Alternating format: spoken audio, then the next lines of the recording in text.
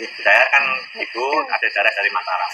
Ya sebenarnya nasab itu kan bukan untuk gagah-gagahan ya, tapi ya otomatis ibu saya juga Raden Raden Roro, kakak saya juga ada R-nya semua. M-nya itu Muhammad enggak Mas? Muhammad. Jadi otomatis ke anak saya nanti juga ada R-nya itu otomatis untuk menghormati leluhur saja. Kalau saya daripada nasab yang RM tadi, saya lebih terbebani ketika saya menjadi seorang dalang, seorang public figure. Kalau hanya RM itu semua manusia sama saja, ya toh. Ada yang Gus, ada yang gelarnya apa, itu sama saja, sama makan nasi, sama makan sama. Dalam kehidupan sehari-hari sama. Tapi kita lebih terbebani kalau saya itu menjadi seorang dalang, public figure, iso nuturi ning panggung, iso nglakoni ora. Gitu kan. Seperti yang saya katakan tadi, pesan moral. Wayang itu pesan moral, mesti menyampaikan petunjuk-petunjuk. Dalang, kalau bahasa Jawa dalang itu modal piwulang.